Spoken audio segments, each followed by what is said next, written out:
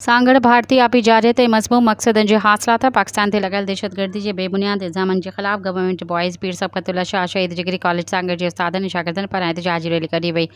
अॼु तारीख़ 27 अप्रैल 2025 ते कॉलेज एजुकेशन डिपार्टमेंट सिंध तरफ़ां मौसूल थियल लेटर जी रोशनी में भारतीय जारियत के ख़िलाफ़ कॉलेज जे उस्तादनि जिन में principal Nawaz Kumbhar, professor Mumtaz Lagari, professor Ali Abbas Lagari, professor Munnahar Maharaj, professor Ali Murtaza Malukani, professor Imran Khokhar, professor Hussain Behan समेत शागिर्दनि ऐं गैर तदरीसी अमले पारां एहतजाजी रैली जो एहतमाम कयो वियो। रैली में शरीक उस्तादनि ऐं शागिर्दनि जे हथनि में banner, placard, pen, flex हुआ जिन ते भारतीय जारियत जा ख़िलाफ़ नारा लिखियल हुआ। कॉलेज जे उस्तादनि, शागिर्दनि ऐं गैर तदरीसी अमले जे फलक शिगाफ नारनि सां फ़िज़ा गूंजी उथी। इन मौक़े ते प्रिंसिपल डिग्री कॉलेज नवाज़ कुंभर ख़िताब कंदे चयो त भारतीय आबी जारियत सिंध तौस मुआहिदे जी भञकड़ी जी बेबुनियाद मनगढ़ंत इल्ज़ामनि जी सख़्त लफ़्ज़नि में मज़म्मत कयूं था।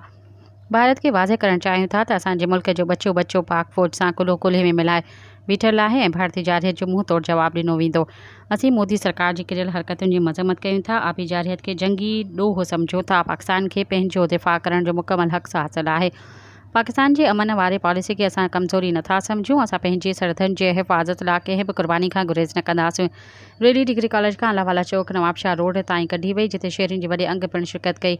मोदी सरकार जे आलमी कानून जी भञकड़ीअ में आबी जारियत जे ख़िलाफ़ नारेबाज़ी कई। सब्सक्राइब कयो अवामी न्यूज़ HD खे ऐं ताज़ा तरीन ख़बरुनि लाइ ॾिसंदा रहो अवामी न्यूज़ HD।